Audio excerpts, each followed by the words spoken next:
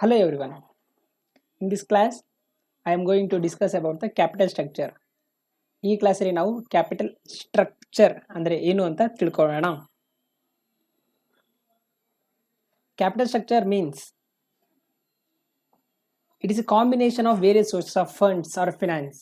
ಈ capital structure ಅಲ್ಲಿ various sources means ಹಂಗಂದ್ರೆ equity share capital, preference share capital, debentures ಎಲ್ಲ ಇನ್ಕ್ಲೂಡ್ ಆಗಿರುತ್ತೆ. ಇದನ್ನ ನಾವು ಕ್ಯಾಪಿಟಲ್ ಸ್ಟ್ರಕ್ಚರ್ ಅಂತ ಕರಿತೀವಿ. ಹಾಗಾದ್ರೆ ನಾವು equity share capital, preference share capital, ಡಿಬೆಂಚರ್ಸ್ಗೆ ರಿಟರ್ನ್ಸ್ ಪೇ ಮಾಡಬೇಕಲ್ಲ. ಇಫ್ ಇನ್ ಕೇಸ್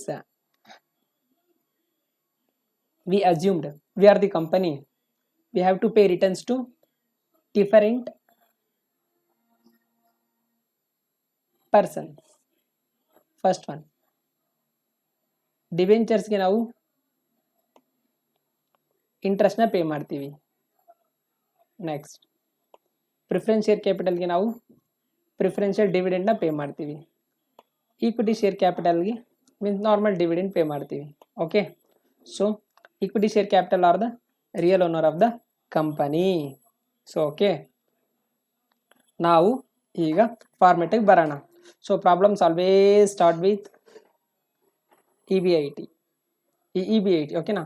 ನಾರ್ಮಲಿ ಎಲ್ಲರೂ ಈ EBITನ ಫಸ್ಟ್ ಬರ್ಕೊಳ್ತಾರೆ, ಬಟ್ ಅರೆ EBITನ ಫಸ್ಟ್ ಬರಿಬಾರ್ದು. ವೈ? ಬಿಕಾಸ್ ನಾವು ಕ್ಯಾಪಿಟಲ್ ಸ್ಟ್ರಕ್ಚರ್ನ ಬರ್ಕೊಂಡ್ರೆ ನೆಕ್ಸ್ಟ್ ಪ್ರಾಬ್ಲಮ್ ಕ್ಯಾಲ್ಕುಲೇಟ್ ಮಾಡೋಕ್ಕೆ ಈಸಿ ಆಗಿರುತ್ತೆ. ಓಕೆ, ಏನಕ್ಕೆ ಕ್ಯಾಪಿಟಲ್ ಸ್ಟ್ರಕ್ಚರ್ ಬೇಕು? Means calculation of EPS, earning per share. Okay, so capital structure ಅಂದರೆ ಇಲ್ಲಿ ಎರಡು ಥರ ಬರುತ್ತೆ. ಮೊದಲನೇದಾಗಿ ಎಕ್ಸಿಸ್ಟಿಂಗ್ ಕ್ಯಾಪಿಟಲ್ ಸ್ಟ್ರಕ್ಚರ್ ಮೀನ್ಸ್ ಹಂಗಾದ್ರೆ ಕಂಪನಿ ಎಕ್ಸಿಸ್ಟಿಂಗ್ ಕಂಪನಿ ಆಗಿದ್ರೆ ಅಲ್ಲಿ different various source of fund, equity share capital, preference share capital, debentures amount ಎಲ್ಲ ಬರೀಬೇಕಾಗಿರುತ್ತೆ. ಅದು ಇನ್ ಕೇಸ್ ನ್ಯೂ ಆಗಿದ್ರೆ ಆ ಥರ ಇರಲ್ಲ. ಇಲ್ಲಾಂದರೆ ನೆಕ್ಸ್ಟ್ ಬರೀ ನ್ಯೂ ಮಾತ್ರ ಆಗಿತ್ತು ಅಂದರೆ ಸೇಮ್ ನಾರ್ಮಲ್ ಆಗಿ ಬರಿತೀವಿ.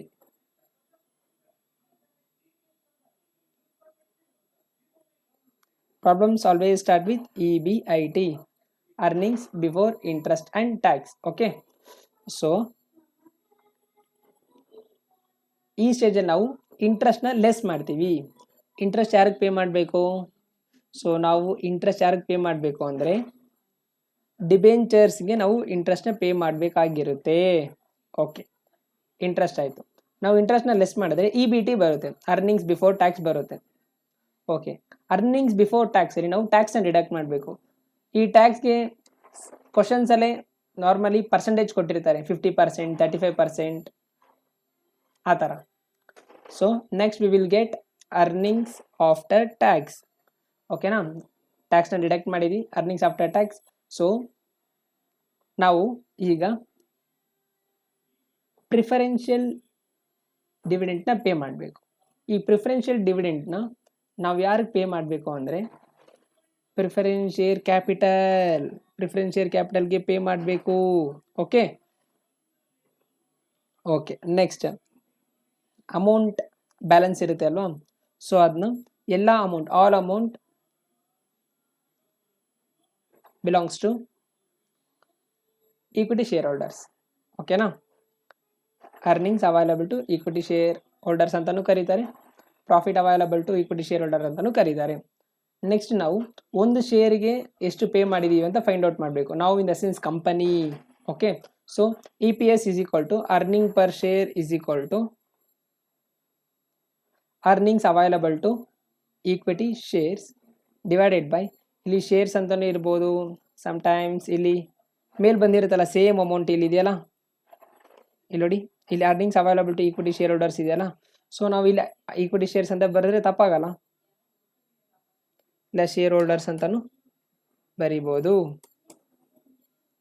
Equity shares divided by total equity shares. Total equity shares ನಾವು ಪ್ರಾಬ್ಲಮ್ ಮಾಡಬೇಕಾದ್ರೆ ನೋಡೋಣ. So we will get the EPS, earning per share. So ನಾವು ಪ್ರಾಬ್ಲಮ್ಗೆ ಡೈರೆಕ್ಟಾಗಿ ಹೋಗಬಹುದು. ಫಸ್ಟ್ ನೋಡಿ, ಕ್ವಶನ್ನ ಸೆಂಟೆನ್ಸ್ ಬೈ ಸೆಂಟೆನ್ಸ್ನ ನಾವು ರೀಡ್ ಮಾಡೋಣ. ಫಸ್ಟ್ ಕ್ವಶನ್ ಅಂಡರ್ಸ್ಟ್ಯಾಂಡ್ ಮಾಡ್ಕೊಳ್ಳೋಣ. So X Limited has equity share capital, underline the word equity share capital, ಎಷ್ಟು amount? 5 lakh. Okay, divided into shares of 100 each. ಓಕೆನಾ, equity share capital ಹತ್ರ 5 lakh rupees ಇದೆ, getting equity share capital ಹತ್ರ 5 lakh rupees ಇದೆ, ಒಂದು share value 100 rupees ಅಂತ ಹೇಳಿದಾನೆ. 5 lakh divided by 100 ಏನು ಬರುತ್ತೆ 5000. That is total number of equity shares. Very very important. ಇದು ನಾವು ಪ್ರಾಬ್ಲಮ್ ಡಿಸ್ಕಸ್ ಮಾಡ್ಬೇಕಾದ್ರೆ ನೋಡೋಣ. Okay, next it's wish. ಇಲ್ಲಿ ನೋಡಿ, it's wish to raise another or further 3 lakh for expansion plans. Company ಹತ್ರ already 5 lakh ಇದೆ, ಬಟ್ ಆದರೆ company next future ಪರ್ಪಸ್ಗೋಸ್ಕರ ಅನದರ್ 3 lakh ಬೇಕು. ಸೊ ಕಂಪನಿ ಏನು ಮಾಡುತ್ತೆ, ನೆಕ್ಸ್ಟ್ ಡಿಫ್ರೆಂಟ್ ಸಿಚುವೇಶನ್ಸ್ ಆರ್ ಸ್ಕೀಮ್ಸ್ನ ನೋಡೋಣ. ಅದನ್ನ ಹೇಗೆ ಹೇಳಿದ್ದಾರೆ ಅಂದರೆ, the company plants the following schemes. ಹಂಗಂದ್ರೆ ಕಂಪನಿಗೆ 3 lakh ಬೇಕಲ್ವಾ, ಫಾರ್ ಅನದರ್ 3 lakh. ಅದನ್ನ 4 ಚಾಯ್ಸಸ್ ಕೊಟ್ಟಿದ್ದಾರೆ, 4 ಆಪ್ಷನ್ಸ್. ಅದರಲ್ಲಿ ಯಾವುದು ಬೆಸ್ಟ್ ಅಂತ ನಾವು ಸೆಲೆಕ್ಟ್ ಮಾಡಬೇಕು, means as a financial manager. Okay, so okay, first plan ಇಲ್ಲ, ಫಸ್ಟ್ ಆಲ್ಟರ್ನೇಟಿವ್ ಏನಂದ್ರೆ all shares, means all the equity shares. ನಾವು ಈ 3 lakh ಬೇಕಾಗಿದ್ದಿಲ್ಲ, ಫರ್ದರ್ ನಾವು ನಮಗೆ ಆ ಫರ್ದರ್ 3 lakh ಎಲ್ಲ ಈಕ್ವಿಟಿ ಶೇರ್ ಆಗಿರ್ಬೇಕಂತೆ. ಓಕೆ, ಎಲ್ಲ ಈಕ್ವಿಟಿ ಶೇರ್ ಆಗಿದೆಯಪ್ಪ. ಓಕೆ, ಸೆಕೆಂಡ್ ಪ್ಲಾನ್ ಅಲ್ಲಿ ಹಂಗಾರೆ ಪ್ಲಾನ್ ಬಿ ಅಲ್ಲಿ 1 lakh equity shares 2 lakh debts ಅಂತ ಕೊಟ್ಟವ್ರೆ. 2 lakh ಡೆಟ್ಸ್ ಅಂತ ಹೇಳಿದ್ರೆ debts is nothing but debenture, ಬೇರೆ ಏನೂ ಅಲ್ಲ. 3 lakh ಅಲ್ಲಿ 1 lakh ಈಕ್ವಿಟಿ ಶೇರಿಂದ ಕಲೆಕ್ಟ್ ಮಾಡ್ತೀವಿ, ಇನ್ನು 2 lakh ನ ಡಿಬೆಂಚರಿಂದ ಕಲೆಕ್ಟ್ ಮಾಡ್ತೀವಿ. ಓಕೆ, ಪ್ಲಾನ್ 2 ಓಕೆಪ್ಪ. Next plan C or plan third plan ನೋಡಿ, all debt at 10% per annum. Company ಹತ್ರ ಆಲ್ರೆಡಿ 5 lakh ಇದೆ, ನೆಕ್ಸ್ಟ್ 3 lakh ಬೇಕಲ್ಲ, ಎಲ್ಲ ಮೀನ್ಸ್ ಹಂಗಾರೆ ಆಲ್ 3 lakh ನಾವು ಡಿಬೆಂಚರ್ಸ್ನ ಇಶ್ಯೂ ಮಾಡೋದ್ರಿಂದ ತಗೋಬೋದು ಅಂತ ಹೇಳಿದ್ದಾರೆ. Okay, plan 3 okay. Next plan 4 ಅರೆ plan D, rupees 1 lakh in equity shares. ಓಕೆನಾ, rupees 1 lakh in equity shares, rupees 2 lakh in preference share capital at the rate of dividend 8%. 8% ಅಂದರೆ preferential dividend, preference share ಕ್ಯಾಪಿಟಲ್ಗೆ ನಾವು pay ಮಾಡಬೇಕಲ್ವಾ. So ಈ ಕ್ವಶನ್ನ ಸ್ವಲ್ಪ twist ಮಾಡಿ ಬೇರೆ ಥರ ಕೇಳಿದ್ರೆ ಹೆಂಗಿರ್ಬೋದು, ಇದೇ ಸೇಮ್ ಡಿ ನೋಡಿ, rupees 1 lakh in equity shares. Okay, next remaining balance in preference share capital with the rate of dividend 8%. Remaining balance ಅಂತ ಕೊಟ್ಟರೆ ನಾವು ಇಶ್ಯೂ ಮಾಡ್ತಿರೋದು ಮೀನ್ಸ್ ನಮ್ಗೆ ಬೇಕಾಗಿರೋದು ಫರ್ದರ್ ಆಗಿ 3 lakh. ಆ 3 lakh ಅಲ್ಲಿ ಇಲ್ಲಿ 1 lakh ನಮಗೆ ಈಕ್ವಿಟಿ ಶೇರ್ ಮೂಲಕ ಬಂತು ಅಂದರೆ ರಿಮೈನಿಂಗ್ ಎಷ್ಟು 2 lakh. ಈ ಥರನೂ ಕ್ವಶನ್ ಕೇಳಬಹುದು. They might be as this type of questions in examination. Okay, next line, the company has estimated EBIT. ನಾನು ನಿಮಗೆ ಮೊದಲೇ ಹೇಳಿದೆ ಅಲ್ವಾ, ಪ್ರಾಬ್ಲಮ್ ಸ್ಟಾರ್ಟ್ ಆಗೋದೇ EBIT ಇಂದ. ಬಟ್ ಆದರೆ ನಾವು ಸ್ಲೈಟ್ಲಿ ಲಿಟಲ್ ಬಿಟ್ ಚೇಂಜ್ ಆಗಿ ಫಸ್ಟ್ ಕ್ಯಾಪಿಟಲ್ ಸ್ಟ್ರಕ್ಚರ್ ಮಾಡಿಬಿಟ್ಟು ಆಮೇಲೆ ಮಾಡ್ತೀವಿ. Why because calculation of equity ಶೇರ್ಗೆ ಯೂಸ್ ಆಗುತ್ತೆ. ಸೊ EBIT ಎಷ್ಟು ಕೊಟ್ಟಿದ್ದಾರೆ 1,50,000. ಓಕೆ, ನಾನು ನಿಮಗೆ ಮೊದಲೇ ಹೇಳಿದ್ದೆ ಕಾರ್ಪೊರೇಟ್ ಟ್ಯಾಕ್ಸ್ ಮೀನ್ಸ್ ಹಾಗಾದ್ರೆ ಟ್ಯಾಕ್ಸ್ ರೇಟು ಕ್ವಶನಲ್ಲೇ ಕೊಡ್ತಾರೆ ಅಂತ. ಎಷ್ಟು ಕೊಟ್ಟಿದ್ದಾರೆ 50%. ಎಷ್ಟು 50%. Calculate EPS in each cases. Give A comment as which capital structure is suitable. ಓಕೆನಾ, ಈ ಕ್ವಶನ್ 2016 ಕೇಳಿದ್ದಾರೆ. So very very important. Okay, so ನಾವು ಪ್ರಾಬ್ಲಮ್ನ ಸಾಲ್ವ್ ಮಾಡೋಣ. ಓಕೆ, ಫಸ್ಟ್ ನಾವು ಕ್ಯಾಪಿಟಲ್ ಸ್ಟ್ರಕ್ಚರ್ ಬರ್ಕೊಂಡ್ರೆ ಬೆಸ್ಟ್ ಆಗಿರುತ್ತೆ. ಫಸ್ಟ್ ನಾವು ಕ್ಯಾಪಿಟಲ್ ಸ್ಟ್ರಕ್ಚರಲ್ಲಿ ಮಾಡಬೇಕಾಗಿರೋದು ಏನಂದರೆ ಎಕ್ಸಿಸ್ಟಿಂಗ್ ಶೇರ್ ಕ್ಯಾಪಿಟಲ್ನ ಫಸ್ಟ್ ಬರ್ಕೊಂಡ್ರೆ ಬೆಟರ್ ಆಗಿರುತ್ತೆ. ಮೀನ್ಸ್ ಹಂಗಾರೆ ಎಕ್ಸಿಸ್ಟಿಂಗ್ ಸೋರ್ಸಸ್ ಆಫ್ ಫಿನಾನ್ಸ್ನ ಫಸ್ಟ್ ಬರ್ಕೊಂಡ್ರೆ ಈಸಿಯಾಗಿರುತ್ತೆ. ಓಕೆನಾ, ಈ ಎಕ್ಸಿಸ್ಟಿಂಗ್ ಮಾತ್ರ ಪ್ಲಾನ್ ABCD ಎಲ್ಲದಕ್ಕೂ ಕಾಮನ್ ಆಗಿರುತ್ತೆ. ಓಕೆನಾ, ಕಂಪನಿ ಅಲ್ಲಿ ಹೇಳ್ತಾ ಇರೋದು ಎಕ್ಸಿಸ್ಟಿಂಗ್ 5 lakh ಇರುತ್ತೆ, ನೆಕ್ಸ್ಟ್ 3 lakh ಯಾವ ಸೋರ್ಸಸ್ ಇಂದ ಕಲೆಕ್ಟ್ ಮಾಡ್ತಾ ಇದ್ದೀವಿ. ಓಕೆ, ಸೊ ಫಸ್ಟ್ ಬಂದು ನಾವೇನು ಬರ್ಕೊಳ್ಳೋಣ, ಎಕ್ಸಿಸ್ಟಿಂಗ್ನ ಬರ್ಕೊಳ್ಳೋಣ. ಈಕ್ವಿಟಿ ಶೇರ್ ಕ್ಯಾಪಿಟಲ್ ರೂಪೀಸ್ ಎಷ್ಟಿದೆಯಪ್ಪ, ಈಕ್ವಿಟಿ ಶೇರ್ ಕ್ಯಾಪಿಟಲ್ 5 lakh ಇದೆ. ಓಕೆ, 5 lakh ಎಲ್ಲ ಪ್ಲಾನ್ಸ್ಗೂ ಬರೆಯೋಣ. ಓಕೆ, ಪ್ಲಾನ್ 1 ಅಲ್ಲಿ 5 lakh ಮೀನ್ಸ್ ಪ್ಲಾನ್ ಎ ಅಲ್ಲಿ 5 lakh, ಪ್ಲಾನ್ ಬಿ ಅಲ್ಲೂ ಅಷ್ಟೇ, ಪ್ಲಾನ್ ಸಿ ಅಲ್ಲೂ ಅಷ್ಟೇ, ಪ್ಲಾನ್ ಡಿ ಅಲ್ಲೂ ಅಷ್ಟೇ. ಓಕೆ, ನೆಕ್ಸ್ಟ್ ಇವಾಗ ಬರ್ದಿದೀವಲ್ಲ ನಾವು ಇದನ್ನ ಎಕ್ಸಿಸ್ಟಿಂಗ್ ಅಂತ ಹೇಳ್ತೀವಿ. ಓಕೆನಾ, ಮೀನ್ಸ್ ಹಂಗಾರೆ ಆಲ್ರೆಡಿ ಕ್ವಶನಲ್ಲಿ ಇರೋದು. ಕ್ವಶನ್ ಅಲ್ಲಿ 5 ಲ್ಯಾಕ್ ಕೊಟ್ಟಿದ್ದಾರೆ, ಮೀನ್ಸ್ ಹಂಗಾದ್ರೆ ಕಂಪನಿ ಹತ್ರ 5 ಲ್ಯಾಕ್ ಇದೆ. ಫರ್ದರ್ 3 ಲ್ಯಾಕ್ಗೆ ನಾವು ಯಾವ ಪ್ಲಾನ್ ಬೆಸ್ಟ್ ಅಂತ ನೋಡಬೇಕು. ಓಕೆ, ಸೊ ಮತ್ತೆ ಕ್ವಶನ್ಗೆ ಹೋಗೋಣ. ನಮಗೆ ಫರ್ದರ್ ಎಷ್ಟು ಬೇಕಾಗಿದೆ? 3 ಲ್ಯಾಕ್ ಬೇಕಾಗಿದೆ. ಓಕೆನಾ? ಎಲ್ಲಿ 3 ಲ್ಯಾಕ್ ಕೊಟ್ಟಿದ್ದಾರೆ? ರುಪೀಸ್ 3 ಲ್ಯಾಕ್ ಇಲ್ಲಿ. ಓಕೆ, ಫಸ್ಟ್ ಆಪ್ಷನ್ ಏನು? All the equity shares. ಹಂಗಂದ್ರೆ ಈ ಎಂಟೈರ್ 3 ಲ್ಯಾಕನ್ನು ಈಕ್ವಿಟಿ ಶೇರ್ಸ್ ಮೂಲಕ ಇಶ್ಯೂ ಮಾಡಬೇಕು ಅಂತ ಹೇಳಿದ್ದಾರೆ. Okay,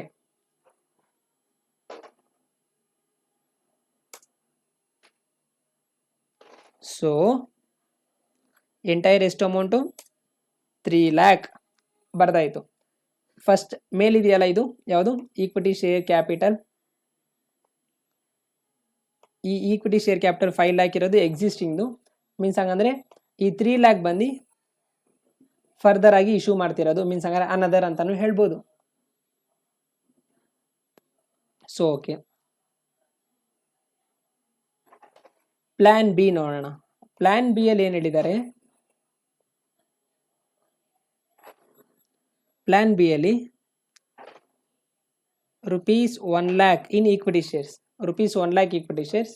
okay, next 2 lakh in debt at 10% ಅಂತ ಕೊಟ್ಟಿದ್ದಾರೆ. ಸೊ ನಾವು ಫಸ್ಟ್ ಇಲ್ಲಿ ಬರೆಯೋಣ. ಏನು ಬರೀಬೇಕು?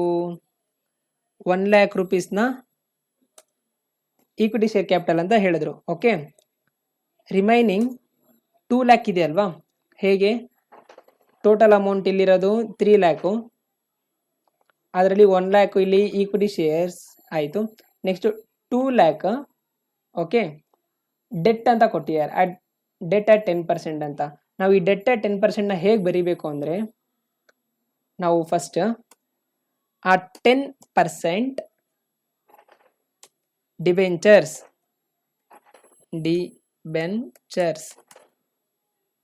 ಓಕೆ, ಅಮೌಂಟ್ ಎಷ್ಟು? ರುಪೀಸ್ 2 ಲ್ಯಾಕ್. ಓಕೆ, ಈ ಪ್ಲಾನ್ ಮುಗೀತು. This plan is completed. Means ಹಂಗಂದ್ರೆ ಇಲ್ಲಿ 1 lakh equity shares, 2 lakh debts ಆಯಿತು. Next all debt at 10%, means all debt ಅಂತ ಹೇಳಿದ್ರೆ, ಆಲ್ ಡೆಟ್ ಅಂತ ಹೇಳಿದ್ದಾರೆ ಅಲ್ವಾ? ಆಲ್ ಡೆಟ್ ಅಂದರೆ ಮೀನ್ಸ್ ಎಂಟೈರ್ ಈ 3 ಲ್ಯಾಕ್ ಇರುತ್ತಲ್ಲಪ್ಪ, ಈ 3 ಲ್ಯಾಕು. ಸೊ ಈ ಎಂಟೈರ್ ಈ 3 ಲ್ಯಾಕು ಡೆಟ್ ಅಂತ ಹೇಳಿದ್ದಾರೆ. Date is nothing but debentures. Okay,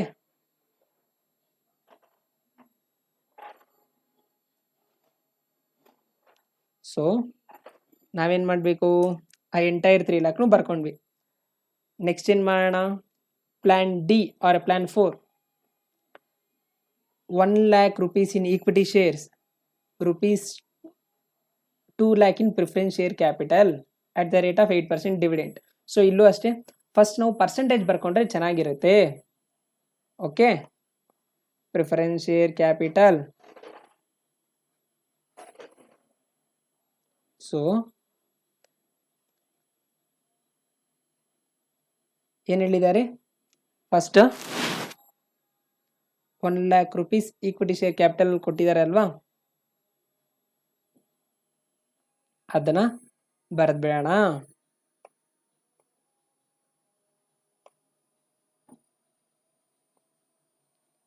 okay, ಬರೆದಾಯಿತು. ರಿಮೈನಿಂಗ್ 2 ಲ್ಯಾಕ್ನ ಪ್ರಿಫರೆನ್ಸ್ ಶೇರ್ ಕ್ಯಾಪಿಟಲ್ ಅಂತ ಹೇಳಿದ್ದಾರೆ. ಓಕೆ, ಸೊ ಅದನ್ನು ಬರಿತಾ ಇದ್ದೀವಿ.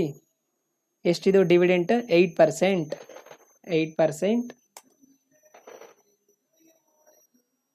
Preference share capital rupees 2 lakh. Okay, first ಕ್ವಶನ್ಗೆ ಹೋಗೋಣ. ಇಲ್ಲಿ ಆಲ್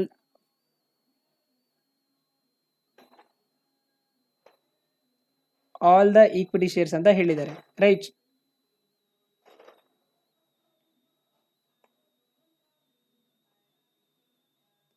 ಏನು ಹೇಳಿದ್ದಾರೆ? ಆಲ್ ದ ಈಕ್ವಿಟಿ ಶೇರ್ಸ್ ಅಂತ.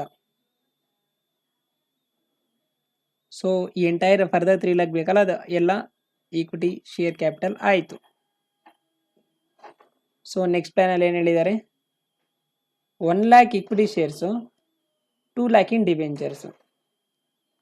1 lakh equity shares, 10% debenture 2 lakh. Plan C ಅಲ್ಲಿ ಹೇಳಿದ್ದಾರೆ all debentures are 10%. Okay, so ಇಲ್ಲಿ ನೆಕ್ಸ್ಟ್ ನಮಗೆ ಫರ್ದರ್ ಆಗಿ ಬೇಕಾಗಿರೋ ಅಮೌಂಟ್ 3 ಲ್ಯಾಕು, ಫುಲ್ ಅಮೌಂಟು 10% ಆದರೆ 10% debentures.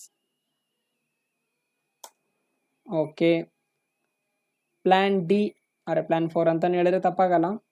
1 lakh equity shares, 2 lakh preference share capital. Okay, so ಇಲ್ಲಿ ಬರೆದಿದ್ದೀವಿ 1 lakh equity shares, 8% preference shares capital ₹2 lakh. ನೀವು ಕೇಳ್ಬೋದು ಏನಕ್ಕಪ್ಪ 8% ಬರದೆ, ಪ್ರಿಫರೆನ್ಷಿಯಲ್ ಡಿವಿಡೆಂಟ್ನ ಆ 2 lakhಗೆ 8%ಅಲ್ಲಿ ಕೊಡಬೇಕು.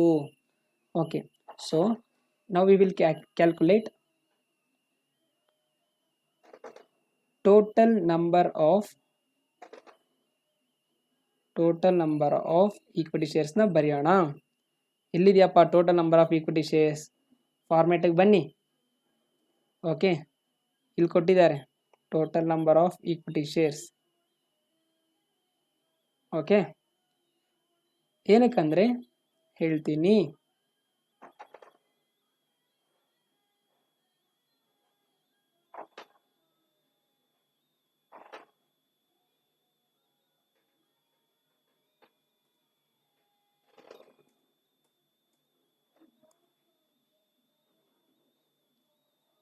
ಟೋಟಲ್ ನಂಬರ್ ಆಫ್ ಈಕ್ವಿಟಿ ಶೇರ್ಸ್ನ ನಾವು ಫೈಂಡ್ ಔಟ್ ಮಾಡಬೇಕು. ಇಲ್ಲಿ ನೋಡಿ ಹೆಂಗೆ ಫೈಂಡ್ ಔಟ್ ಮಾಡೋದಪ್ಪ? ಎಕ್ಸಿಸ್ಟಿಂಗಲ್ಲಿ 5 lakh rupees ಇತ್ತಲ್ವಾ? ಓಕೆ, ನ್ಯೂ ಅಲ್ಲಿ 3 lakh rupees ಇದೆಯಲ್ಲ? ಓಕೆ, ಎರಡು ಆ್ಯಡ್ ಮಾಡಿದ್ರೆ 5 + 3 ಎಷ್ಟಾಯಿತು? 8 lakh ಆಯಿತು. ಕ್ವಶನ್ಗೆ ಬನ್ನಿ. ಕ್ವಶನ್ ಒಂದು ಶೇರ್ ವ್ಯಾಲ್ಯೂ ಎಷ್ಟಪ್ಪ? 100 rupees. Okay, 8 lakh divided by 100 ಎಷ್ಟು ಆಗುತ್ತೆ ಅಂತ ಹೇಳಿದ್ರೆ 8000 ಈಕ್ವಿಟಿ ಶೇರ್ಸ್. 8000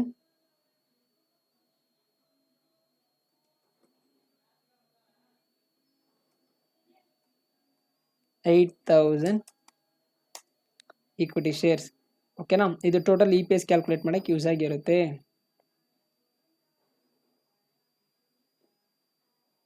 ಓಕೆ, ಇಲ್ಲಿ 8000, ಇಲ್ಲಿ 5 lakh ಓಲ್ಡ್ ಮೀನ್ಸ್ ಹಂಗಾರೆ existing, 1 lakh new. So total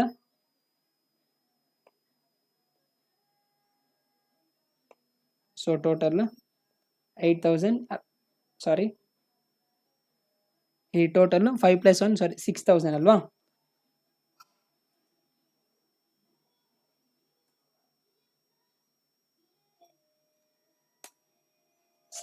equity shares. ಇಲ್ಲಿ ಜಸ್ಟ್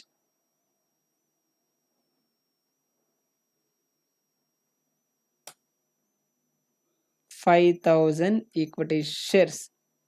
ಓಕೆ, ಹಂಗಂದ್ರೆ ಇಲ್ಲೆಷ್ಟಪ್ಪ? Same 6000 equity shares.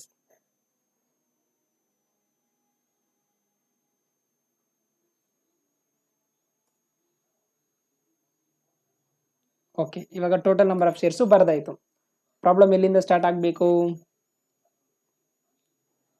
EB80 ಇಂದ ಸ್ಟಾರ್ಟ್ ಆಗಬೇಕು, ರೈಟ್? ನಾನು ಮೊದಲೇ ಹೇಳ್ದಂಗೆ problem always starts with EB80.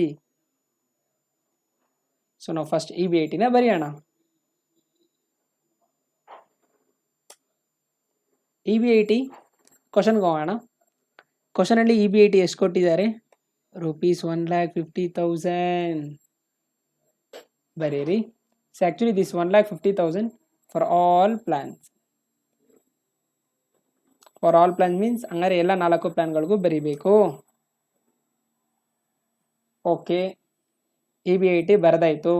ನಾವು ಫಸ್ಟ್ ಏನು ಲೆಸ್ ಮಾಡಬೇಕು? ಆ್ಯಸ್ ಪರ್ ಫಾರ್ಮೇಟ್ ನಾವು ಇಂಟ್ರೆಸ್ಟ್ನ ಲೆಸ್ ಮಾಡಬೇಕು. Okay, we have to deduct interest. Interest ಯಾರಿಗೆ ಪೇ ಮಾಡಬೇಕು? ಸೊ ನಾವು ಅದಕ್ಕೆ ರಿಟರ್ನ್ಸ್ ಅನ್ನೋದಕ್ಕೆ ಹೋಗೋಣ. ಇಂಟ್ರೆಸ್ಟ್ ನಾವು ಯಾರಿಗೆ ಪೇ ಮಾಡಬೇಕು? ಡಿಬೆಂಚರ್ಸ್ಗೆ ಪೇ ಮಾಡಬೇಕು. ಸೊ ಓಕೆ, ಫಸ್ಟ್ ಪ್ಲ್ಯಾನಲ್ಲಿ ಏನಾದರೂ ಡಿಬೆಂಚರ್ಸ್ ಅಂತ ಇದೆಯಾ? ಸೊ ಇಲ್ಲ. ಆ ಸಿಚುವೇಶನ್ಸಲ್ಲಿ ನಾವು ನಿಲ್ ಅಂತ ಬರಿಬೋದು. ಸೆಕೆಂಡಲ್ಲಿ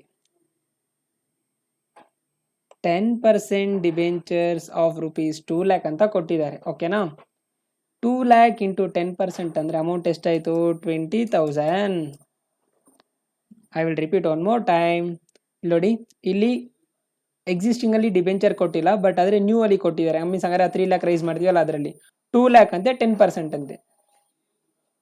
2 lakh ಇಂಟು 10% ಅಂದರೆ 20,000. ಓಕೆ, ಆಯಿತು. ಪ್ಲಾನ್ 3 ಅಲ್ಲಿ ಸೇಮ್ 10%, ಬಟ್ ಅಮೌಂಟು 3 lakh ಅಂತ ಕೊಟ್ಟಿದ್ದಾರೆ. ಓಕೆ, ಅಮೌಂಟ್ ಎಷ್ಟು? 3 lakh ಅಂತ ಕೊಟ್ಟಿದ್ದಾರೆ. 3 lakh ಇಂಟು 10% ಎಷ್ಟು? ಅಮೌಂಟ್ 30,000. ಓಕೆ, ಲಾಸ್ಟ್ ಪ್ಲಾನಲ್ಲಿ ಯಾವುದು?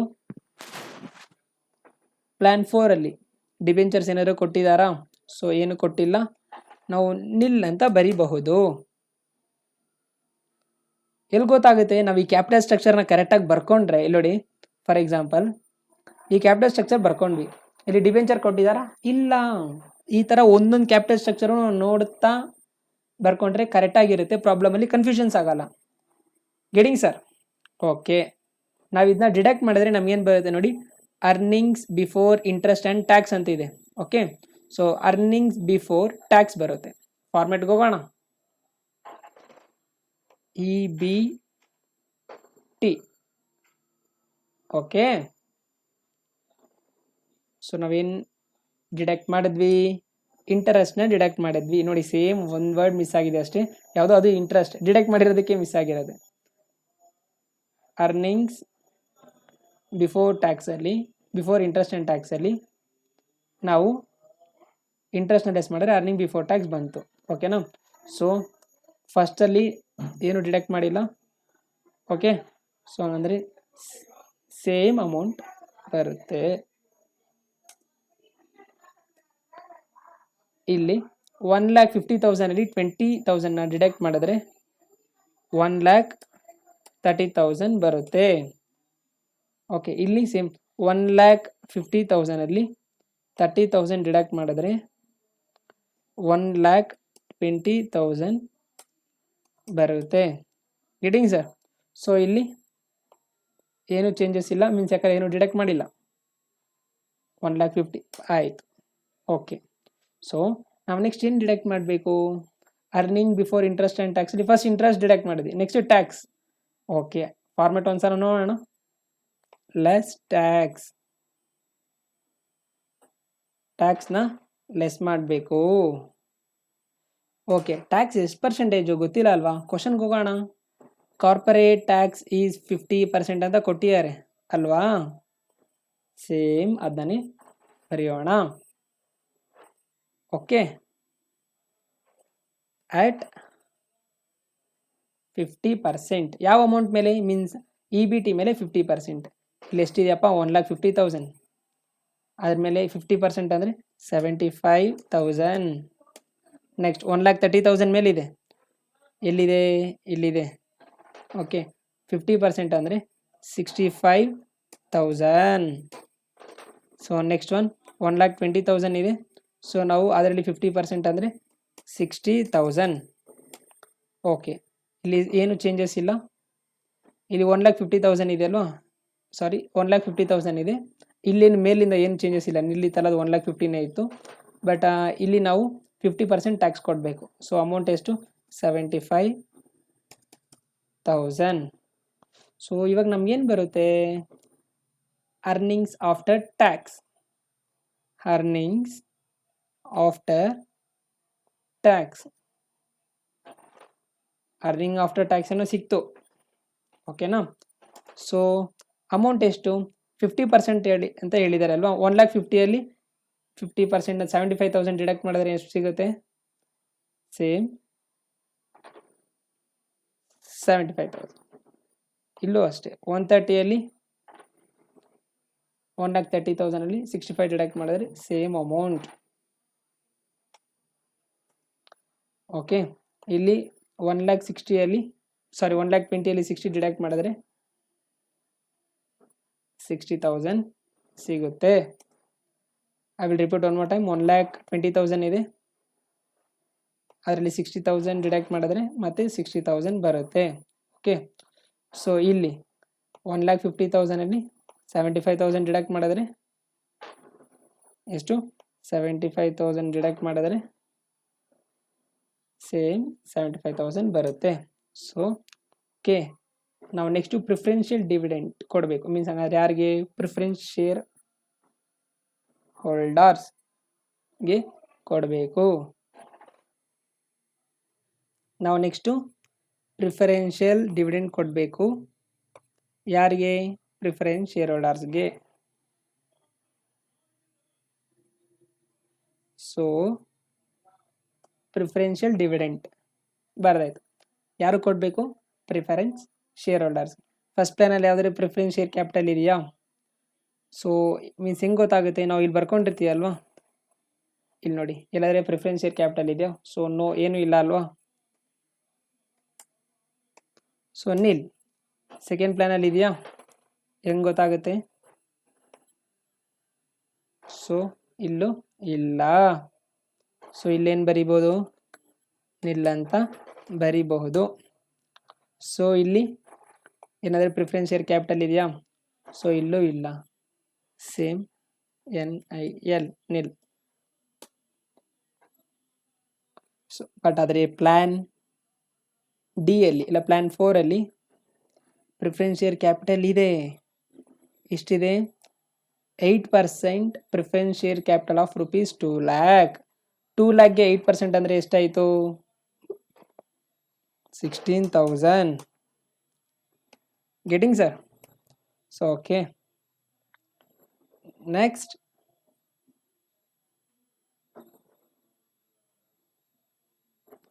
ನಾವು ಪ್ರಿಫರೆನ್ಷಿಯಲ್ ಡಿವಿಡೆಂಡ್ನ ಡಿಡಕ್ಟ್ ಮಾಡಿದ್ರೆ earnings available to equity share holders ಬರುತ್ತೆ.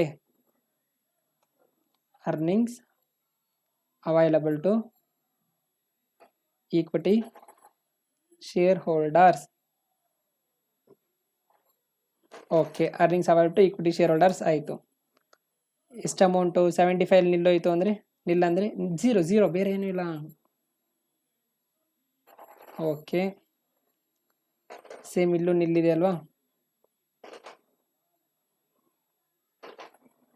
ಓಕೆ, ಇಲ್ಲಿ 60,000 0 ಅಂದರೆ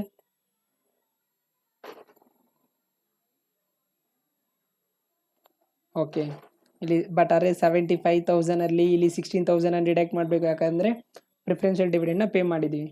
ಸೊ ಅಮೌಂಟ್ ಇಲ್ಲಿ 59,000 ಆಗುತ್ತೆ. Getting sir?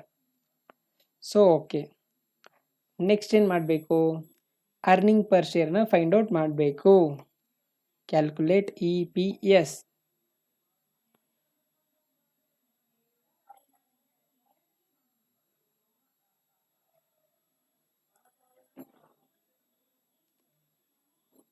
Earnings available to equity share holders. So ಹೆಂಗೆ ಮಾಡೋದು? Earnings available to equity share holders means ಹಂಗಾರೆ EPSನ ಹೆಂಗೆ ಕ್ಯಾಲ್ಕುಲೇಟ್ ಮಾಡಬೇಕು ಅಂದರೆ earnings available to equity share holders divided by total number of equity shares. ನಿಮ್ಗೆ ಗೊತ್ತಿದೆಯಾ? ಫಸ್ಟೇ ಗೊತ್ತಿದೆ ಅಲ್ವಾ? ಫಸ್ಟೇ ನಾವು ಈಕ್ವಿಟಿ ಶೇರ್ಸ್ನ ಫೈಂಡ್ ಔಟ್ ಮಾಡಿದ್ದೀವಿ. ನಾವು ಇಲ್ಲಿ ಫಸ್ಟೇ ಫೈಂಡ್ ಔಟ್ ಮಾಡಿರೋದ್ರಿಂದ ಫರ್ದರ್ ಕ್ಯಾಲ್ಕುಲೇಷನ್ ಬೇಡ. ಜಸ್ಟ್ ನಾವು ಇಲ್ಲಿ ನೋಡ್ಕೊಂಡು ಬರ್ಕೊಂಡ್ರೆ ಸಾಕು. ಓಕೆ, 75,000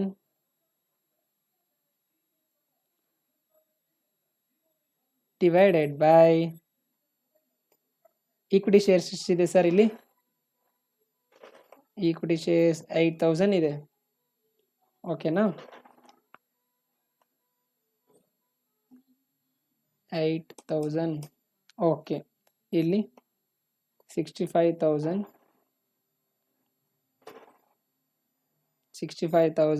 ಡಿವೈಡೆಡ್ ಬೈ ಇಲ್ಲಿ ಈಕ್ವಿಟಿ ಶೇರ್ಸ್ ಎಷ್ಟು ಕೊಟ್ಟಿದ್ದಾರೆ? 6,000 ಆಯಿತು.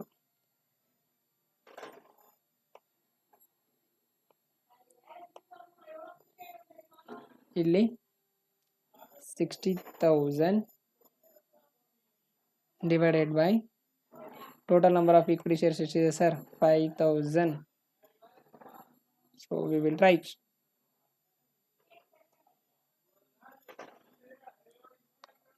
ಇಲ್ಲಿ 59,000 divided by 6,000 equity shares. 6,000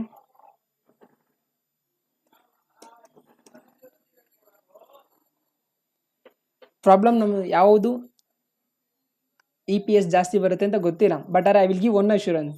ಏನಂದರೆ ಯಾವ ಒಂದು ಕ್ಯಾಪಿಟಲ್ ಸ್ಟ್ರಕ್ಚರಲ್ಲಿ equity share capital and debenture ಇರುತ್ತೋ, ಮೀನ್ಸ್ ಹಂಗಾರೆ ಒಂದು ಪ್ರಪೋರ್ಷನೇಟ್ ಆಗಿರುತ್ತೋ ಅದರದ್ದು EPS ಜಾಸ್ತಿ ಬರುತ್ತೆ. Okay, so EPS is equal to, ನೀವು ಕೇಳ್ಬೋದು ಇಲ್ಲಿ ಒಟ್ಟಿಗೆ ಕ್ಯಾಲ್ಕುಲೇಟ್ ಮಾಡ್ಬೋದಿತ್ತಲ್ಲ ಡೈರೆಕ್ಟಾಗಿ, ಮೀನ್ಸ್ ಏನಕ್ಕೆ ನೆಕ್ಸ್ಟ್ ಸ್ಟೆಪ್ ತೊಗೊಂಡ್ರಿ? So try to avoid the confusions ಅಷ್ಟೇ. ಇವಾಗ 75,000 ಡಿವೈಡೆಡ್ ಬೈ 8,000 ಅಂತ ಹೇಳಿದ್ರೆ ರುಪೀಸ್, ಮೀನ್ಸ್ ಹಂಗಾರೆ ಒಂದು ಶೇರ್ಗೆ 9.375 ಬರುತ್ತೆ. ಓಕೆ,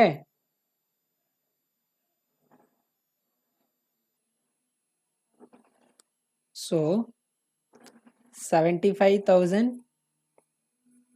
ಇಲ್ಲಿ 75,000 ಡಿವೈಡೆಡ್ ಬೈ 8,000 ಅಂದರೆ ರುಪೀಸ್, ಮೀನ್ಸ್ ಹಂಗಾರೆ 9 rupees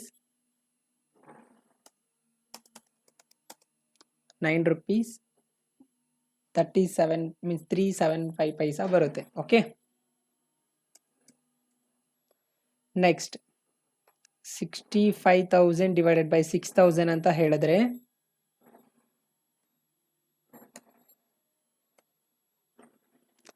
₹10 ಮೀನ್ಸ್ ಹಂಗಾರೆ 10 rupees 83 ಪೈಸಾ ಬರುತ್ತೆ.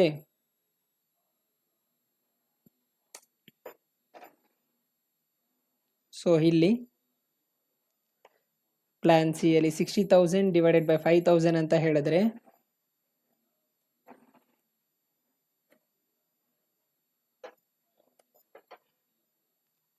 ₹12 ಬರುತ್ತೆ. ಇಲ್ಲಿ 59 ಪ್ಲಾನ್ ಡಿ ಅಲ್ಲ ಪ್ಲಾನ್ 4 ಅಲ್ಲಿ 59,000 ಡಿವೈಡೆಡ್ ಬೈ 6,000 ಅಂತ ಹೇಳಿದ್ರೆ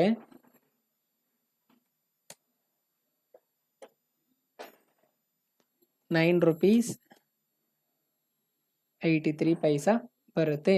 ಸೊ ಇವಾಗ ನೀವೇ ನೋಡಿ ಫ್ರೆಂಡ್ಸ್, ಇದರಲ್ಲಿ EPS ಯಾವ್ದು ಜಾಸ್ತಿ ಇದೆ? ಇಲ್ಲಿ ₹9.37 ಪೈಸಾ, ₹10.83 ಪೈಸಾ, ₹12, ಇಲ್ಲಿ ₹9.83 ಪೈಸಾ. ಸೊ ನಾನು ನಿಮಗೆ ಮೊದಲೇ ಹೇಳಿದ್ದೆ, ಯಾವ ಒಂದು ಕ್ಯಾಪಿಟಲ್ ಸ್ಟ್ರಕ್ಚರಲ್ಲಿ ಈಕ್ವಿಟಿ ಶೇರ್ ಕ್ಯಾಪಿಟಲ್ ಡಿಬೆಂಚರ್ ಇರುತ್ತೋ ಅದು ಚೆನ್ನಾಗಿರುತ್ತೆ, ಮೀನ್ಸ್ ಹಂಗಾರೆ ಅದು ಬೆಸ್ಟ್ ಆಗಿರುತ್ತೆ ಅಂತ. ಸೊ ಇಲ್ಲಿ ಡಿಬೆಂಚರು ಮತ್ತು ಈಕ್ವಿಟಿ ಶೇರ್ ಕ್ಯಾಪಿಟಲ್ ಪ್ರಪೋರ್ಷನೇಟ್ ಆಗಿರೋದು ಪ್ಲಾನ್ 3 ಅಲ್ಲಿ. Okay, so conclusion, as a financial manager, ಯಾಕಂದರೆ ಪ್ರಾಬ್ಲಮ್ ನೀವು ಫಿನಾನ್ಷಿಯಲ್ ಮ್ಯಾನೇಜರ್ ಆಗಿದ್ದೀರಾ, ನೀವು ಸಾಲ್ವ್ ಮಾಡ್ತೀರಾ ಅಂತ ಮಾಡಬೇಕು. As a financial manager I am suggesting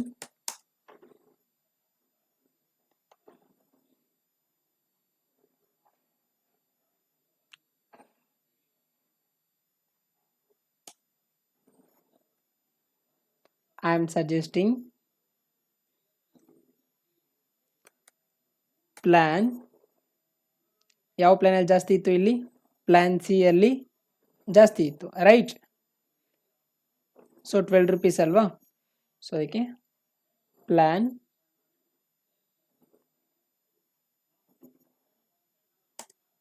C ಅಂತ ಹೇಳಬಹುದು. ಪ್ಲಾನ್ ಸಿನಾ? ಓಕೆ,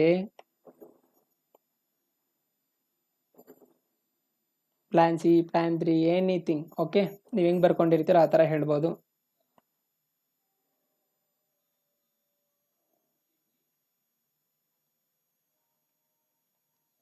ಸೊ ಓಕೆ, ಇಷ್ಟೇ ಪ್ರಾಬ್ಲಮ್. ಸೊ ನೀವು ಫಸ್ಟು ಕ್ಯಾಪಿಟಲ್ ಸ್ಟ್ರಕ್ಚರ್ನ ಕರೆಕ್ಟಾಗಿ ಬರ್ಕೊಂಡ್ರೆ ಎಂಟೈರ್ ಪ್ರಾಬ್ಲಮ್ ಕರೆಕ್ಟಾಗಿ ಬರುತ್ತೆ.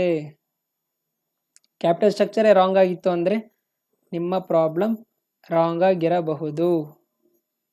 ಓಕೆ, ಸೊ ಈ ಥರ ಪ್ರಾಬ್ಲಮ್ನ ಸಾಲ್ವ್ ಮಾಡಿ. ಓಕೆ, ಇದರಲ್ಲಿ ಪ್ಲಾನ್ ಸಿ ಬೆಸ್ಟ್ ಆಗಿತ್ತು. Plan C. Thank you.